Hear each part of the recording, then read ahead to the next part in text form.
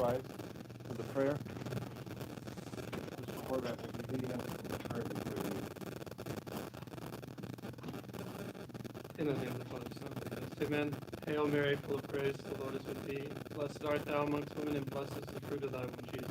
Holy Mary, Mother of God, pray for us sinners, now and at the hour of our death. Amen. Our Lady of Fatima, Pray for us.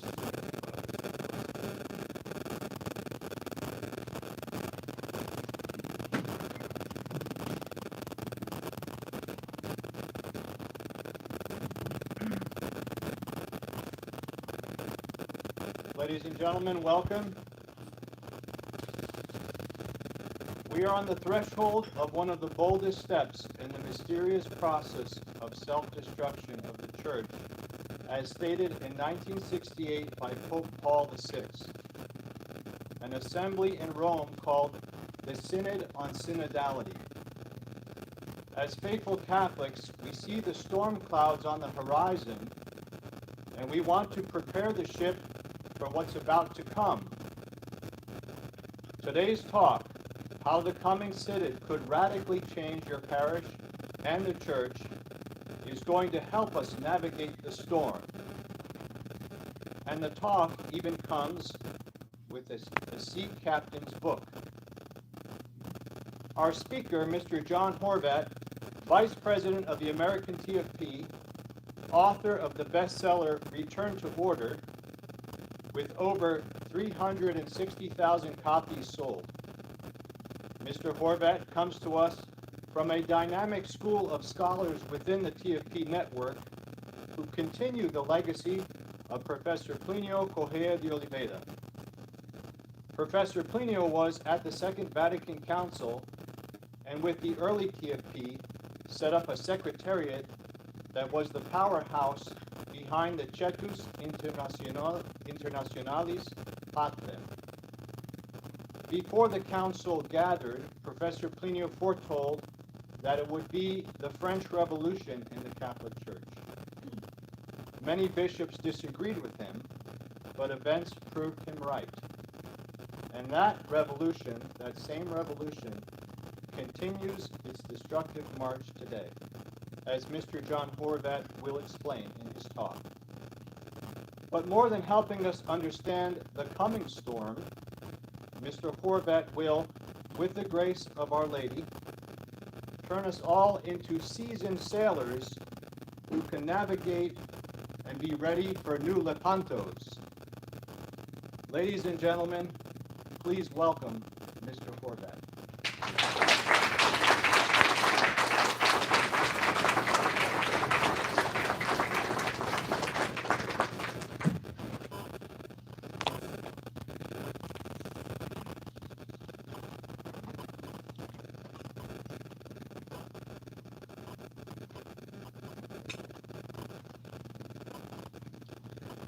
Thank you very much. Pope Francis has convoked what he calls the Synod on Synodality for the month of October.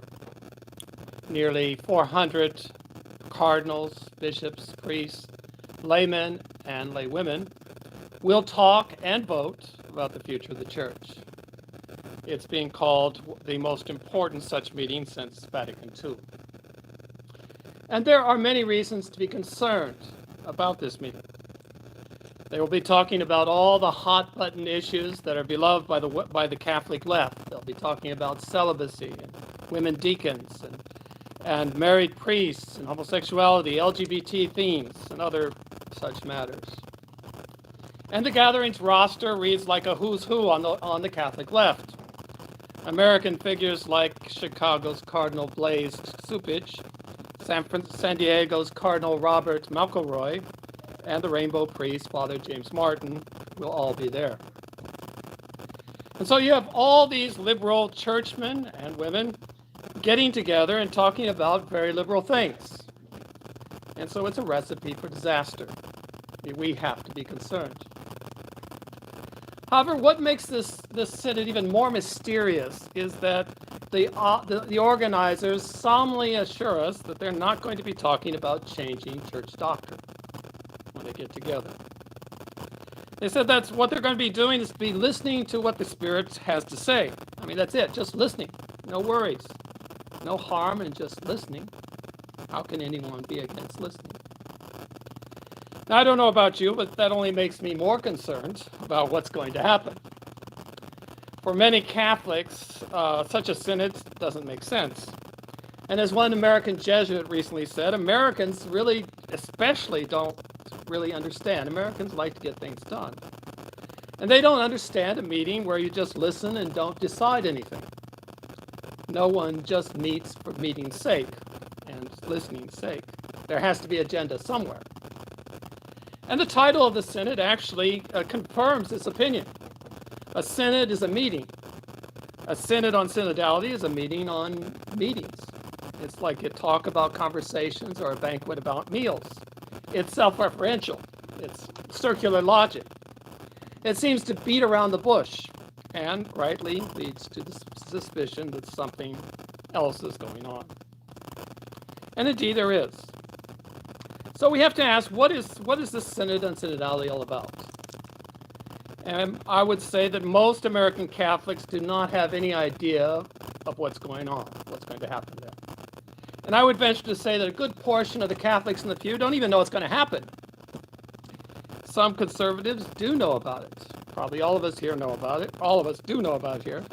But there is the temptation to think that it's just going to be one more progressivist meeting with no major consequences. It's not coming to my parish. It's going to be a lot of progressivist blah, blah, blah that really signifies nothing. And that is a dangerous attitude. An event is looming on the horizon that could, and notice I said could, change the church in a significant and radical way. And as faithful Catholics, we have to know about it. And that's why we're here tonight.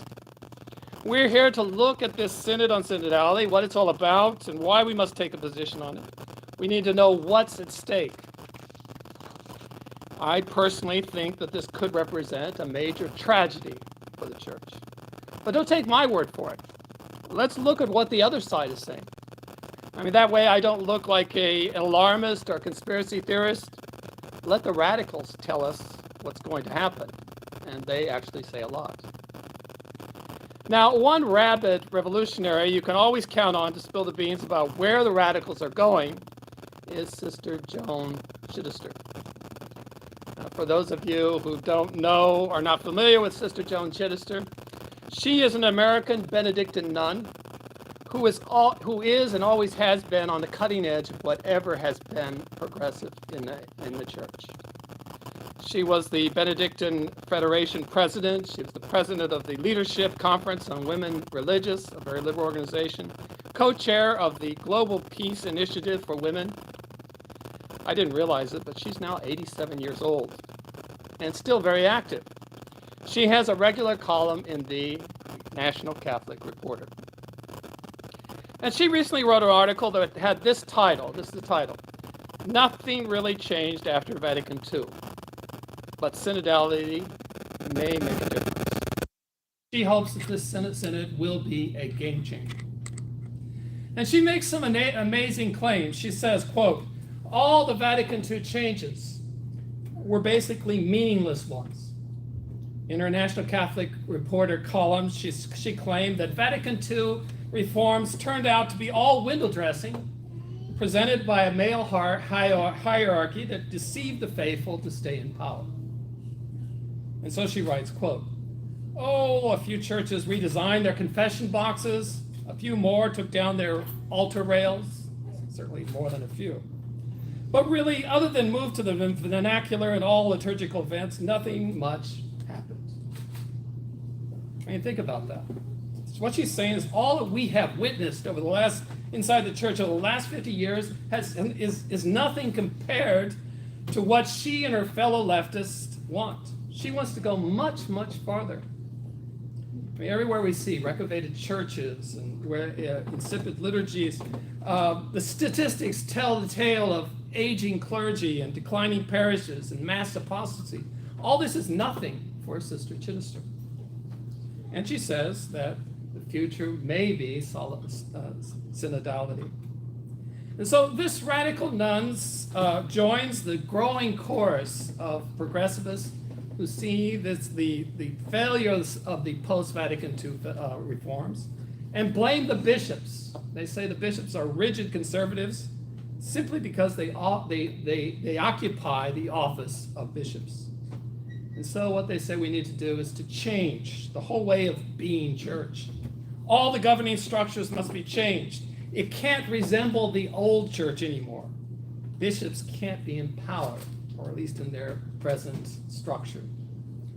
And so Sister Chittister and all the other leftists are all chanting the same mantra. The future may be synodality. The future may be synodality. The future may be synodality. And that's why we've published this new book about the upcoming synod, titled The Synodal Process is a Pandora's Box, 100 Questions and Answers by Jose Antonio Ureta and Julio Loredo. Cardinal Burke wrote the foreword. Now, the two TFP authors that wrote this book have written extensively and spoken extensively about the crisis inside the church over the last 40 or 50 years. They know what they're talking about, and you can trust them to give you the information you need to know what the Synod is all about. And actually, they do all the work for you. They do all the work. They have broken down the convoluted language of the Synod organizers and watchers and reduced it to 100 easy-to-understand questions and answers about the Synod, the Synodal process, and what it means for the church.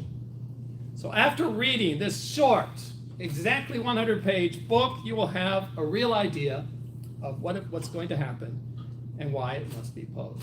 It's that simple. And the book it must be getting something right, since it's already been negatively featured by America Magazine and National Catholic Reporter. It's been mentioned by the New York Times and the Washington Post. Dozens of websites have reported on it. Breitbart, 1 Peter 5, LifeSite News, National Catholic Register, Reporter, Herald. The book is in the news daily, and it's stirring up a hornet's nest. And so I invite you to read this book as a means to see where the other side wants to go, and by contrast, what we must defend. And it's written like a catechism, answering the most likely questions people will be asking. It's like, who made you? It's, well, what is a synod? The first question is, what is a synod? It tells you what a synod is. What is synodality? All these things. And so you will have the ammunition you need to denounce the synod. It's so easy that the natural thing for me to do, or at least the temptation was me to do, is just to say, well, let's read a couple questions, and read some questions, and make that the meeting.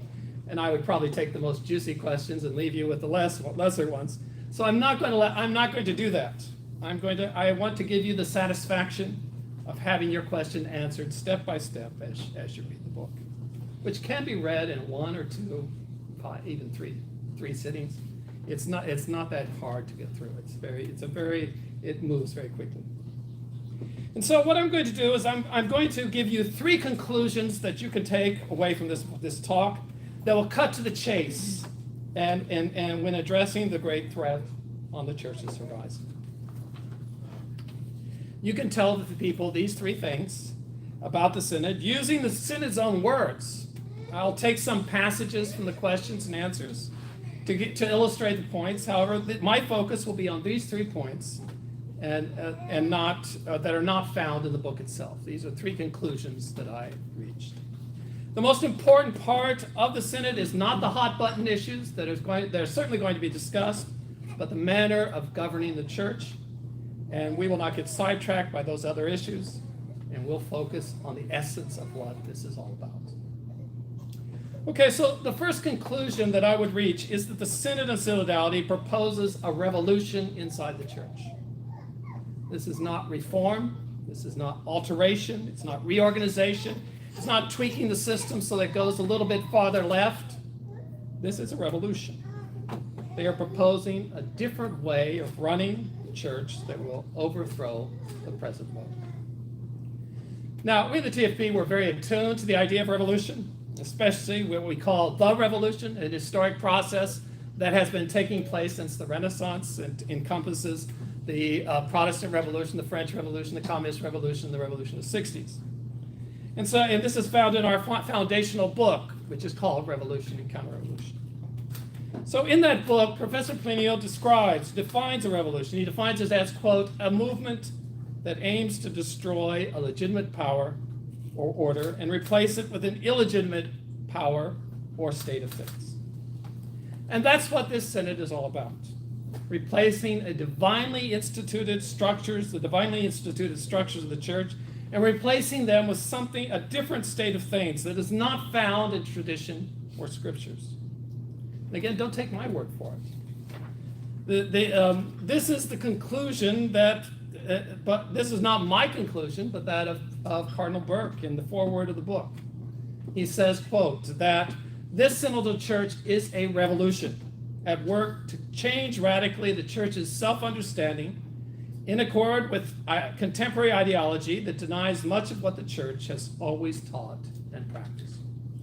I mean, you can't get more clear than that. He says, a revolution at work to change radically the church's self-understanding. It will be replaced with a contemporary ideology. He even gives it a different name. He says this is a synodal church. It's not just the church. It will become a synodal church. And in this sense, I think the organizers are right. They said they will not change doctrine. They probably won't. They'll change these structures, which will make it easier to change doctrine later on.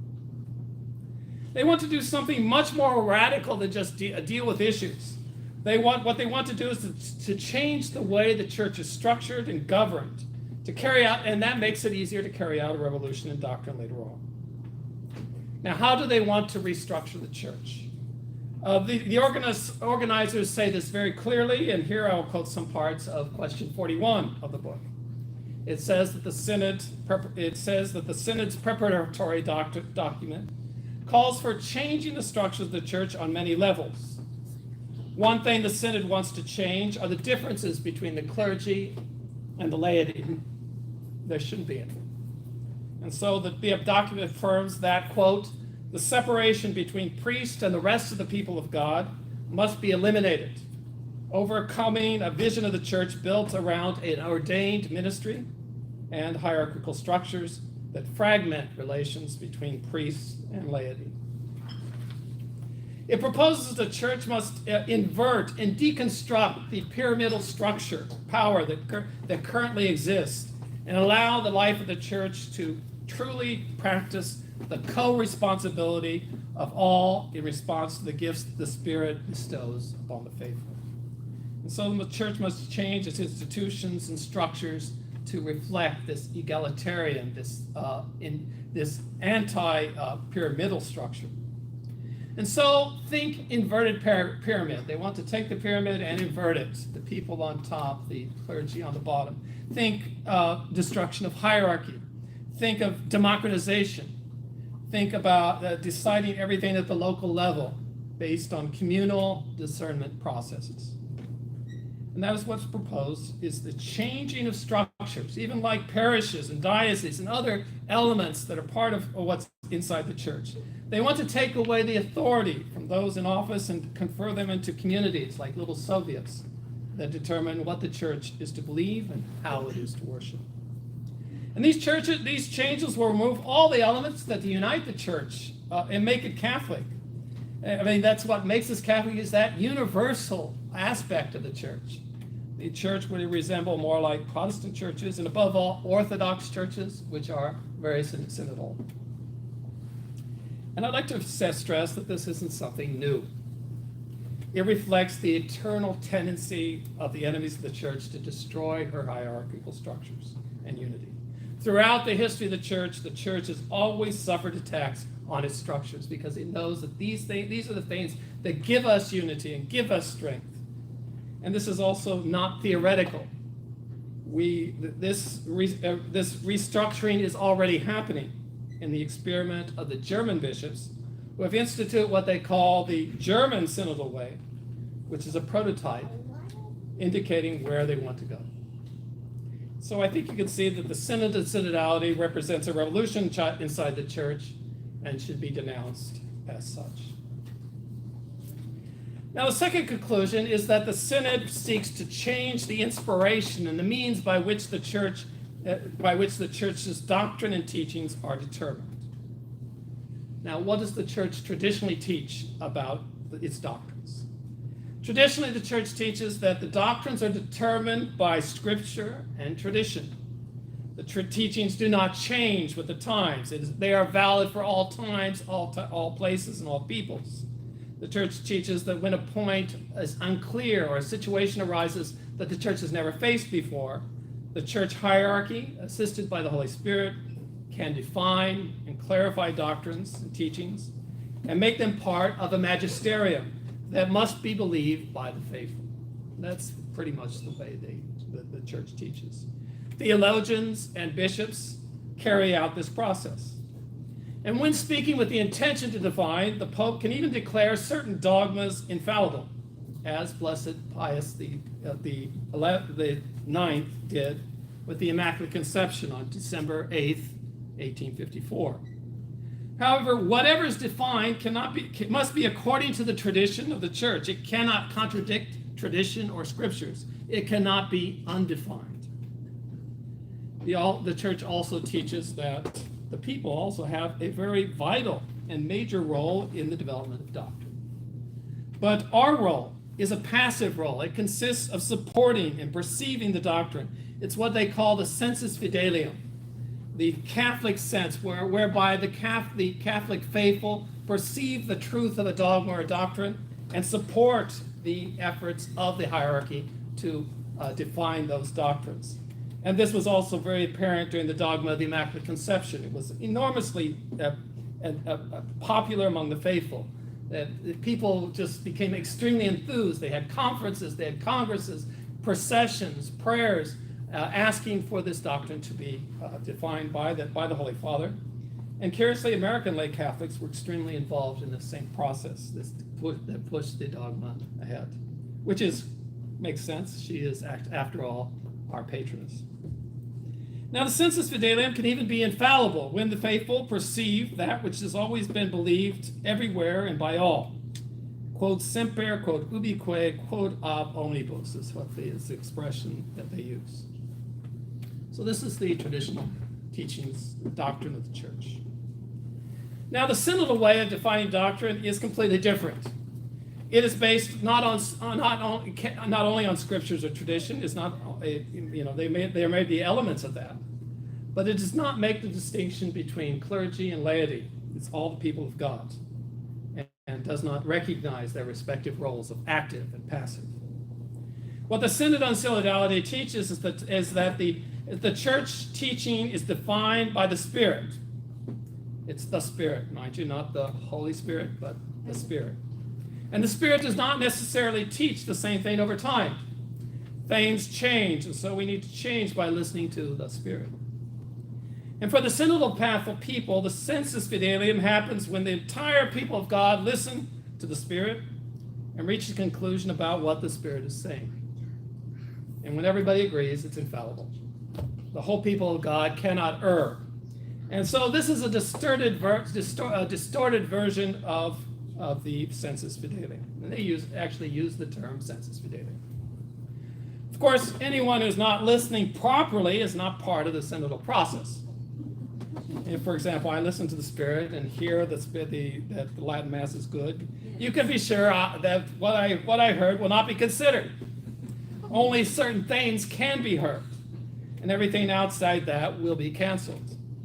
Everything old or traditional is not part of the Spirit's message, because the Spirit is always changing and moving forward. It never goes backwards. Now, this evolving concept of doctrine, again, is nothing new. Throughout the history of the church has suffered such attacks. In more modern times, it reflects the very Hegelian notion of history, of constantly evolving historic processes. This way of being church declares that the church's present structures is wrong. What we need to do is listening, not teaching. The church must always be moving with the times. It can never go back. The church must listen to those on the peripheries, on the outside, and to what the Spirit says. And so the inspiration and determination of what the church teaches will be decided by this listening process of the synod, constantly in motion. And it will be, and later on, they're proposing that it be carried out on all levels of governing structures, including that of the parish, all the way down to the parish level.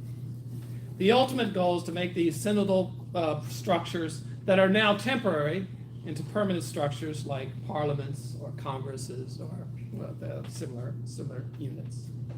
The people will be constantly discerning what the church is to believe, and even changing that which cannot be changed. Different bodies can even end up believing different things. It all depends upon the Spirit. And of course, the Germans have done this, actually. The German Synodal Process has pretty much instituted this idea. It's the prototype.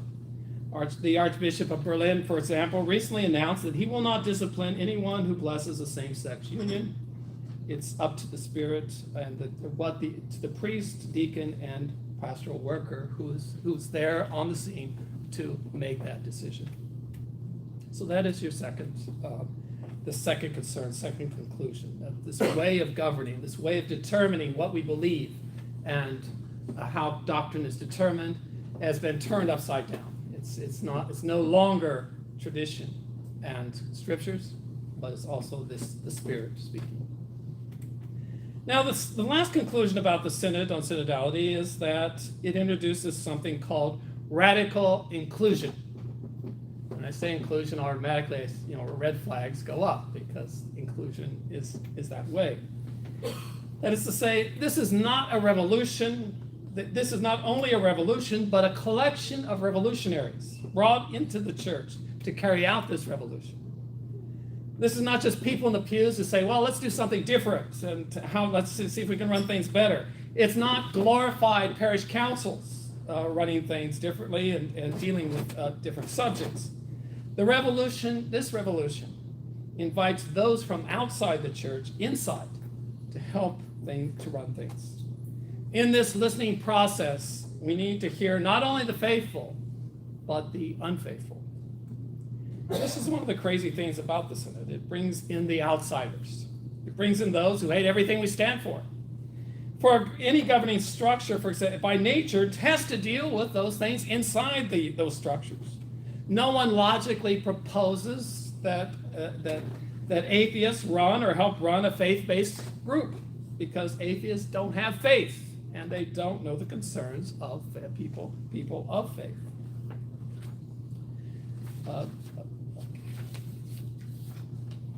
But the synodal process fits into this framework. Radical inclusion, excuse me. There we go. Here it is. This radical inclusion reminds me of certain trendy business schools of the 1990s, where they told CEOs to hire rebels, the people who hate everything you stand for, because it says these people will break the mold, they will introduce innovations, they'll keep you out of your comfort zone, and from that, things will take off. Well, of course, that didn't work, and it was a fad that quickly passed. But this is what they're proposing. Inviting enemies in is what's being done at the Synod, literally. I refer to question 19, which asks, to whom are the Synod promoters listening? The Synod organizers call for the widest possible listening, including atheists. And it reads, quote, today, all the baptized are the subject of the sensus fidelium, the living voice of the people of God. But at the same time, in order to participate fully in the act of discerning and listening, it's important for the baptized to hear the voices of other people in their local context, including people who have left the faith, the practice of the faith, people of other faiths, traditions, people of no religious beliefs, etc. We must personally reach out to the peripheries, to those who have left the church, to those who rarely or never practice the faith, those who experience poverty and marginalization, here we go, refugees, the excluded, the voiceless, etc. The Synod on Synodality calls for radical inclusion, which is the key to understanding the coming Synod.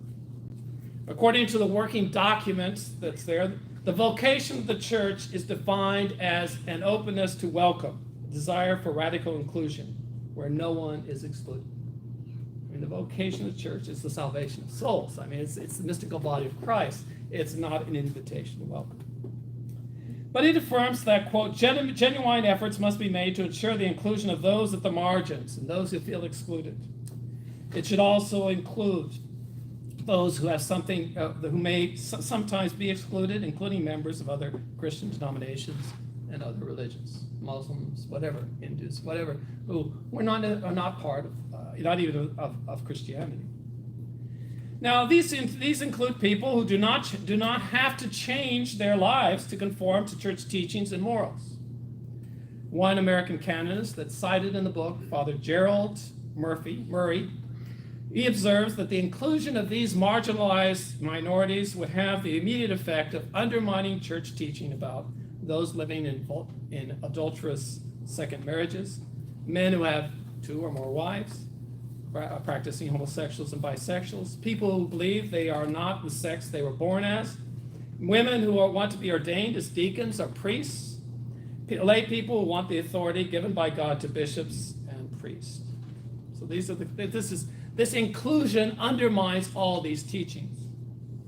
And so Father Murray concludes with Cardinal Burke, that there's plainly an open revolution going on in the church today, an attempt to convince us that an embrace of heresy and immorality is not sinful, but rather a response to the voice of the Holy Spirit, speaking through people who feel marginalized by the church that has up to now been unfaithful to its mission. So this is what they are proposing. And finally, I might add that this idea of radical inclusion is very much in line with the implementing the liberation theology. The liberation theology is the church of the poor and the oppressed. Liberation theologians, they took Marxist ideas and said, Marx said that the oppressors are constantly oppressing those who are below them. And so they made it into an economic thing, the rich against the poor, the powerful against the weak. Well, this particular idea of inclusion broadens that category to anyone who feels any type of oppression, whether it be economic or otherwise. Groups such as indigenous peoples, blacks, homosexuals, and so forth, people who are moral, who are oppressing those who are immoral. These are the kind of things that are the synodal process fits them into this framework. Radical inclusion embraces the poor, LGBTQ communities, couples of second union, married priests. Everyone must be, quote, walking together in a synodal church that listens to all types of exiles so that they will feel at home. These are the people that the organizers want to orient our church. And so everyone must be included. The only ones who are excluded are you and me. We are labeled backwards and ideologues. We are not made to feel at home. And so there you have it. The Synod seeks to accomplish 3 things. The first is to bring about a revolution in the church by inverting and changing the pyramidal structure of the church in favor of leveling and top-heavy models that would put the people on top and the clergy on the bottom, just listening to the people, this constant dialogue between the people and the clergy, and as a type of divine revelation. Second, the Synod would change the way doctrines are decided in the church by turning it into listening to the Spirit, not the Holy Spirit, but the Spirit. But then when the people of God hear the same thing, it's infallible. That's how they determine what is to be believed. And third, the Synod would introduce those outside the church into the process of orienting and even governing the church. It promotes what they call radical inclusion, which would invite anyone into the church without requiring them to change, including atheists, non-Catholics, LGBTQ advocates, etc. So if you have all 3 of these elements in place, I don't know if you perceive, but once you establish this means of governing the church, anything becomes possible. The most absurd doctrines can be declared in the name of the voice of the Spirit. Now, what will happen at the Synod in October? The Synod will discuss the radical hot-button issues of the day. In fact, one question in the book quotes an observer saying that It will be, quote, the same leftovers heated up for the umpteenth time since the 1970s: democracy, participation, empowerment, women in all offices, revising sexual morality, remarriage and homosexuality, ending the priesthood of the clergy. We all know this, that they're going to be discussing that. And I predict that these issues that these will be the issues that conservative and traditionalists will report upon when the Synod convenes. And they should. But I'm inclined to think that that not too much will be resolved in those areas. These issues are almost secondary. The most important thing to be debated in the Synod will be to put the machinery in place, so that these changes, these other changes, can take place, can occur inside the synodal process. They'll get rid of the impeding structures that keep this from happening, the walls that keep these things, that restrict these things inside the church. Get rid of those and then propose these changes. It will certainly be much easier. And so that is the goal, and that is the danger. Okay, and that is what I want you to take away from this. Those three points about what the Synod is all about. Now, someone might object and say, I don't see the dangers of this Synod. I see the dangers of the Synod, but you said it would change my parish, and I don't see how it will change my parish. And I've answered that this synodal church will affect your parish if they succeed. How do we know? Because the trial balloon has already been launched. The German Bishops' Conference has led the way by setting up a synodal system as a prototype. And let me just, the German synodal path began in 2015. They've been holding these meetings ever since. And they finished these meetings in the spring, last spring, and they came to these conclusions. These are the things that bishops voted on and passed. These are the things. They have voted upon them. They've overwhelmingly approved them. They have not yet been implemented, but these are the things that have been approved by the German bishops.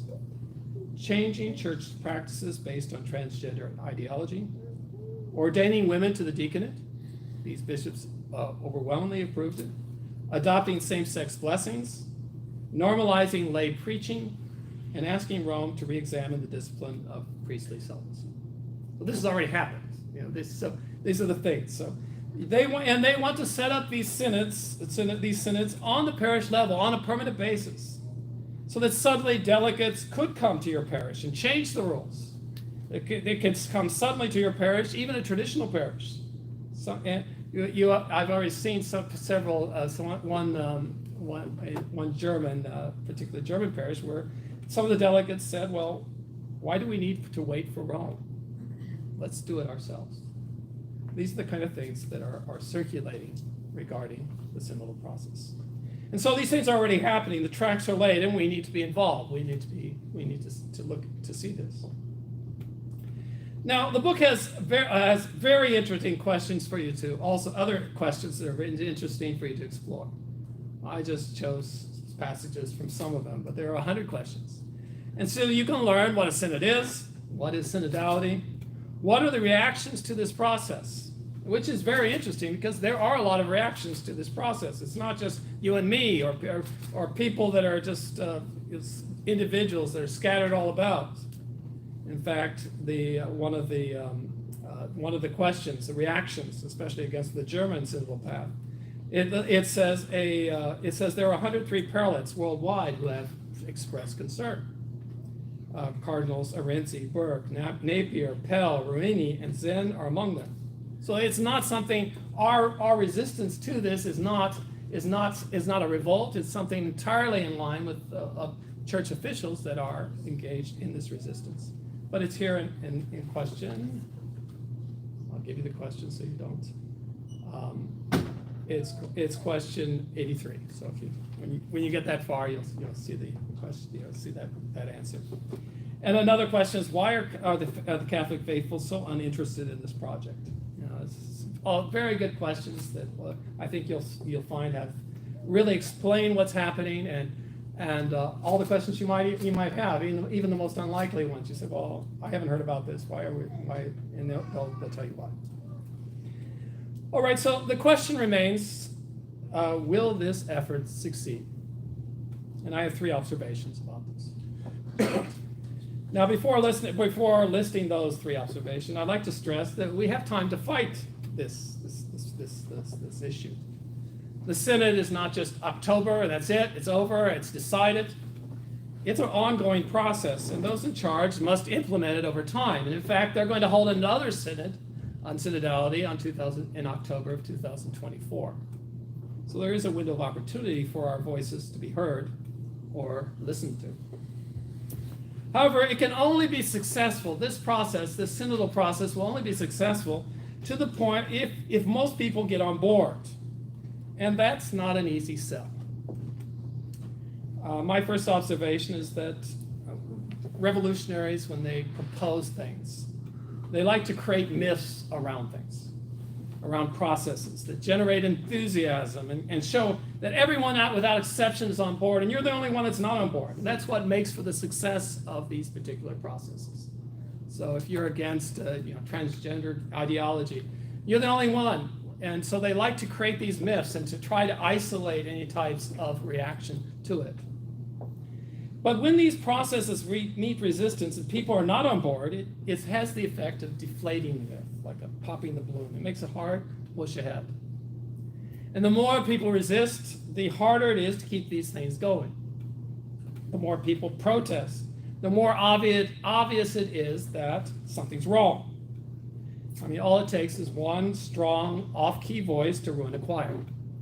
And that's what can happen if we make our voices heard. And that's the big problem with the Synod that the book points out. The Synod is not generating enthusiasm. People are not interested in its program. People aren't on board. In fact, the Synod people have just announced that it's going to be behind closed doors. The press is not invited in.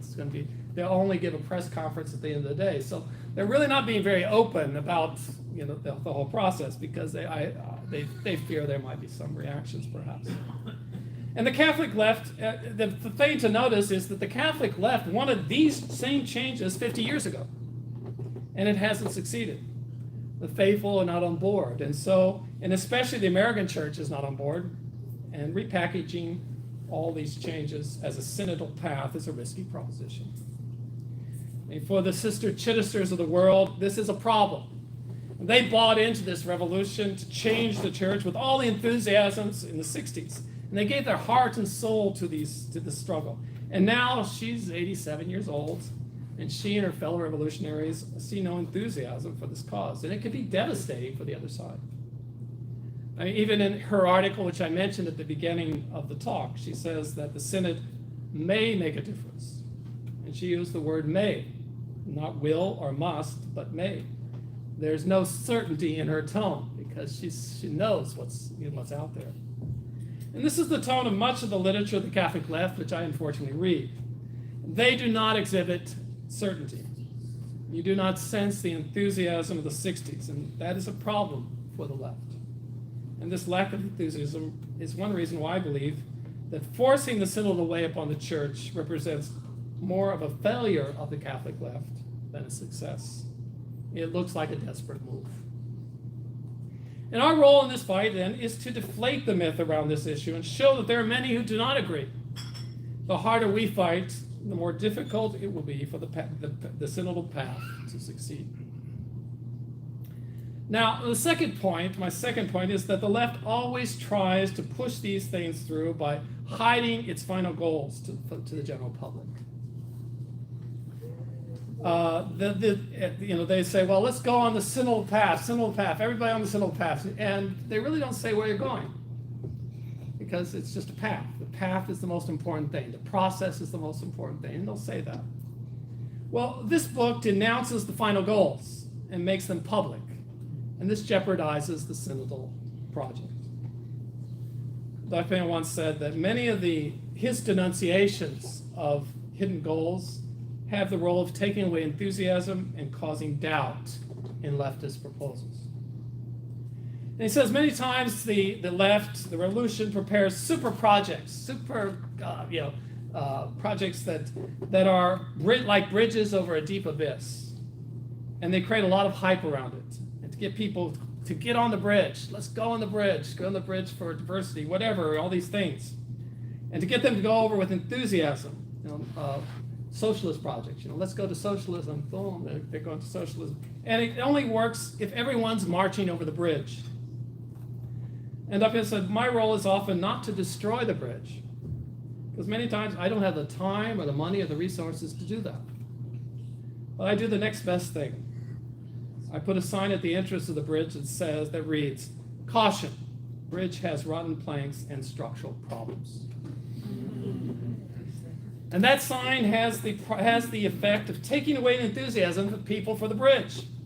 If they do go on it, they go on it with caution. They tiptoe around any suspicious plank or structural problem. Then many don't even go at all. And many times the other side is left with a worthless bridge, like beating a dead horse. They have to find another bridge and they build another one. And that takes time.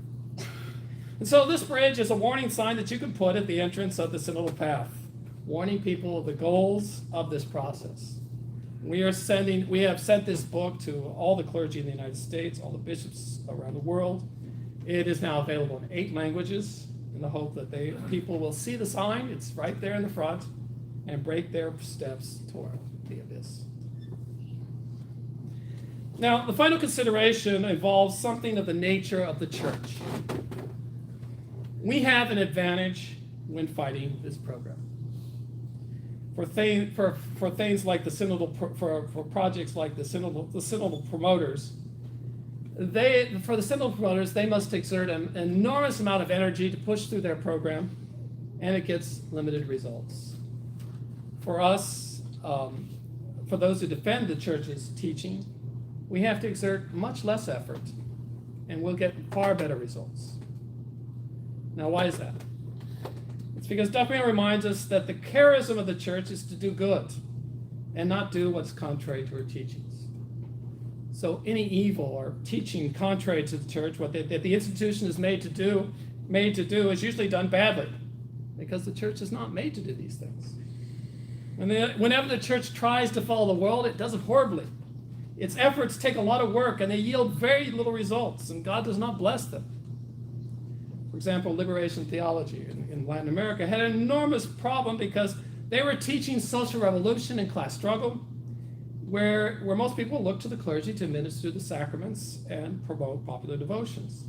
And the movement failed. Despite enormous attempts and huge amounts of German money, they were not able to carry out their program. Today, liberation theology is a failed theology. In fact, one of the actual founders of liberation theology was called Cleodovis Buff. He wrote a lot about the liberation theology in the 70s. He just come out with a book saying, maybe we were wrong. Christ should be the center of what we should be doing. So he pretty much did 180 degrees. Another example is all these, many times, youth ministries that are always boring and unsuccessful. They put a lot of effort into them, and people just say, I don't want to have anything to do with this. So that these kind of things where you follow the world and you try to do what the world does, usually take a lot of effort and yield very little. And on the contrary, the slightest bit of good that the church does has amazing results. All the priest has to do is announce or promote a rosary or Eucharistic devotion, and people can't respond to it positively. Wherever you have a traditionally oriented priest who appears, it usually gives rise to a vibrant parish. That's because the church's charism is to do good, and God blesses any effort in that line. And we marvel at the efforts of the saints because they did so much with so little. And the example of St. John Bosco is just amazing. There is a very good podcast about that available that tells the story of how he was always in debt. He never had enough money. He was always just scrambling to get things done. But he changed the face of Turin. He established houses all over the world. He changed the world, but it was so little. But because God blessed his efforts, it did so much more. And so it is with the Synod. All this vast work to follow the world, to adopt a class struggle or propagate bad theology will yield proportionally little. Evil working inside the church can only triumph if the good inside the church does not make the minimal effort to oppose its progress. And so we need to contribute. So we need to do our little bit. We need to contribute the 7 loaves and 2 fishes. Our Lord will do the rest. And so my conclusion is that the Synod on Synodality faces many huge obstacles in its effort to promote an agenda that contains so much that is contrary to church teaching. It is not a foregone conclusion that it will succeed if we do our part. However, it will cause major damage. There's no doubt it will cause damage.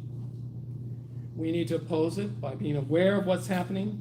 And this book will help you oppose it and give you the arguments you need to refute the errors. I'd advise you to get a copy, or rather copies of the book to others to help them understand.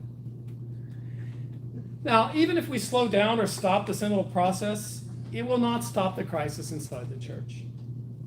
This crisis is very deep and very grave. It's been going on for a long time. And it really only has one solution. It is divine intervention, as foretold at Fatima.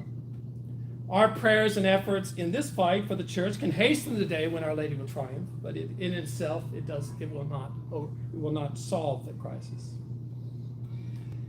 Now, while I vehemently disagree with those who promote the synodal path, there's one thing I do agree with them very completely, is that we do need to be a listening church. We haven't been a listening church for a long time. However, I disagree about who we should be listening to. Certainly not the Spirit. We have long needed to listen to Our Lady of Fatima. She gave us the message needed for our times. She proposed a way of prayer, penance, and amendment life. I have not seen her mentioned in any of the synodal path literature. No one is listening to her. So let us, especially on this day, it's her birthday, let's listen to her. Let's follow the synodal path. Not the synodal path, but the Fatima path. Thank you very much.